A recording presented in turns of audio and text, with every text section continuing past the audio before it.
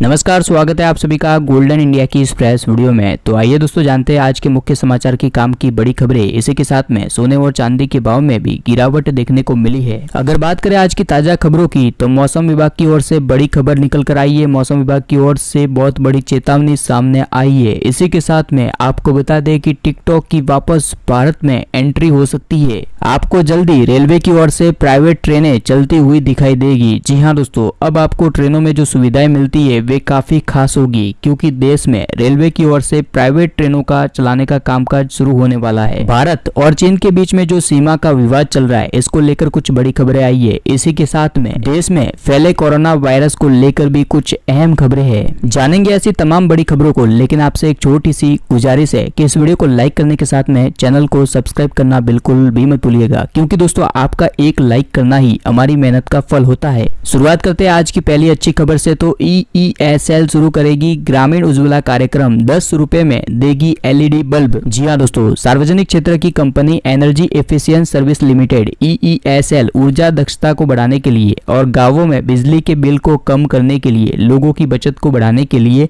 जल्द ही ग्रामीण क्षेत्रों में ग्रामीण उज्ज्वला नाम से एक कार्यक्रम की शुरुआत करेगी। और इसके तहत गाँव में प्रति परिवार 10 रुपए के मूल्य में 3 से 4 LED बल्ब वितरित किए जाएंगे। कंपनी की जानकारी के अनुसार 10 रुपए में 3 LED बल्ब लेने के लिए ग्रामीण निवासियों को 4 पुराने खराब बल्ब देने होंगे और इसके बदले में उनको 3 नए बल्ब दिए जाएंगे, मात्र 10 रुपए में। चलिए तो आज की अगली खबर है, बदल जाएगा यात्रा का अनुभव। रेलवे ने बताया निजी ट्रेनें कब से चलेगी। जी हाँ दोस्तों, केंद्र सरकार ने रेलवे में निजीकरण को बढ़ावा देने के लिए बड़ा फैसला कर लिया है। रेल मंत्रालय ने 109 जोड़ी प्राइवेट ट्रेनें चलाने के लिए रिक्वेस्ट फॉर क्वालिफिकेशन RFQ मांगा है। सरकार का कहना है कि इससे रेलवे में निवेश बढ़ेगा और यात्रियों को बेहतर सुविधा मिलेगी। ये प्राइवेट ट्रेनें कब से चलेगी, तो इसको लेकर रेलवे ने साफ कह दिया है कि हाईटेक ट्रेनें मार्च 2023 से पटरी पर दौड़ने लगेगी। भारतीय रेलवे ने यानी कि सरकार ने 109 जोड़ी प्राइवेट ट्रेनें चलाने का लक्ष्य साल 2023 का रखा है, जिसमें यात्रियों को बेहतर एयरलाइन जैसी सुविधाएं मिलेगी और इन ट्रेनों को पूरी तरह से संचालित किया जाएगा प्राइवेट कंपनियों के द्वारा। हालांकि सरकार का भी इसके ऊपर नियंत्रण होगा। चलिए तो अगली खबर है, चीन से नाता तोड़ने के लिए लंदन में हेडक्वार्टर बना सकता है टिकटॉक, ब्रिटेन सरकार से चल रही है बातचीत। जी हाँ दोस्तों, आपको पता ही होगा जब से चीन और भारत के बीच में सीमा का तनाव चल रहा है, इसके बाद में भारत सरकार की ओर से चीन के ऊपर कई तरह की सख्ती पाबंदी लगाई गई। यहाँ तक कि भारत में 59 चाइनीज एप्लीकेशन को पूरी तरह से बैन कर दिया, जिसका सबसे बड़ा झटका टिकटॉक को लगा। लेकिन जल्दी टिकटॉक अपना नया हेडक्वार्टर लंदन में बना सकता है। इसके लिए ब्रिटेन की सरकार से उनकी बातचीत भी चल रही है। टिकटॉक का मालिकाना हक चाइनीज कंपनी ByteDance के पास है, जिसकी वजह से अमेरिका समेत कई देशों में टिकटॉक को बैन का सामना करना पड़ा। चलिए तो इसी बीच एक और बड़ी खबर है, चीन की सीमा पर लड़ाकू विमान राफेल की तैनात करने की तैयारी में वायुसेना की बैठक में होगी चर्चा।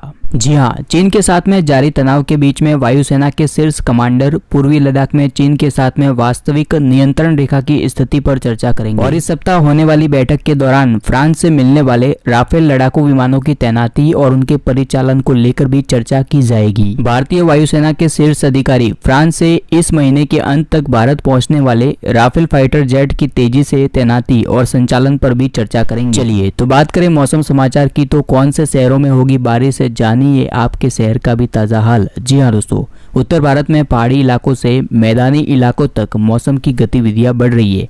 मौसम विभाग के अनुसार 20 जुलाई से 21 जुलाई तक पर्वतीय क्षेत्रों में जैसे कि जम्मू कश्मीर, हिमाचल प्रदेश और उत्तराखंड के अलावा पंजाब, हरियाणा, दिल्ली NCR, बिहार, पश्चिमी उत्तर प्रदेश के कई क्षेत्रों में मध्यम से भारी बारिश हो सकती है। अगले 2 से 3 दिनों में कोंकण, गोवा और मध्य महाराष्ट्र में बारिश बहुत ही कम होगी। कर्नाटक और केरल में लगातार मानसून बारिश होती रहेगी। इसी के साथ में असम, मेघालय, अरुणाचल प्रदेश और नागालैंड में भी मूसलाधार बारिश अगले 3 दिनों तक प्रभावी रहेगी। वही दोस्तों बात करें देश में कोरोना वायरस के मामलों की, तो पिछले 24 घंटों के अंदर 37,784 नए मामले दर्ज किए गए और अब तक पिछले 24 घंटों में 21,771 लोग ठीक हो चुके हैं। इसी के साथ में कोरोना वायरस के ऊपर हुई एक शोध में यह पता चला है, WHO के दावे पर वैज्ञानिकों ने भी मुहर लगा दी है कि मच्छरों के काटने से है कोरोना। और इस शोध में यह खुलासा हुआ है कि मच्छर से इंसानों के अंदर कोरोना वायरस प्रवेश नहीं कर सकता। चलिए तो इसी बीच नौकरी की तलाश करने वाले सभी लोगों के लिए काफी अच्छी खबर है। बेरोजगार को मोबाइल पर ही नौकरी की जानकारी दे रहा है ASEEM पोर्टल।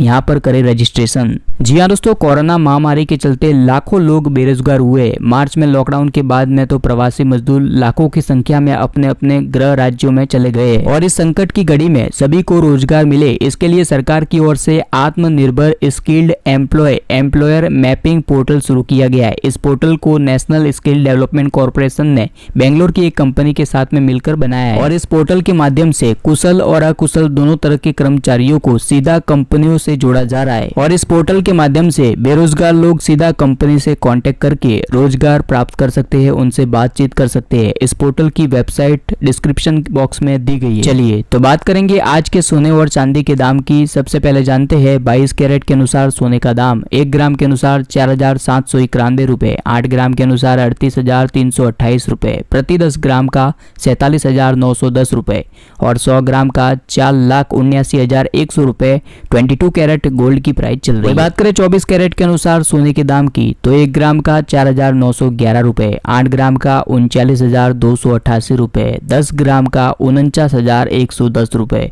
और 100 ग्राम का 4,91,100 रुपए 24 कैरेट गोल्ड की प्राइस चल रही है। वही बात करें चांदी के दाम की तो प्रति किलोग्राम के अनुसार चांदी का दाम 52,910 रुपए पर पहुंच चुका है। चलिए तो इसी के साथ में आज का सामान्य ज्ञान का प्रश्न है कि भारत का सबसे बड़ा व्यावसायिक बैंक कौन सा है और इसके विकल्प है bank of Baroda, state bank of India, IDBI bank या फिर पंजाब नेशनल बैंक। इसका जवाब नीचे कमेंट करके बताना है और इसके बाद में इस वीडियो को लाइक करना है। जो भी इसका सही जवाब देंगे उनके नाम रैंडमली यहाँ पर प्रकाशित किए जाएंगे।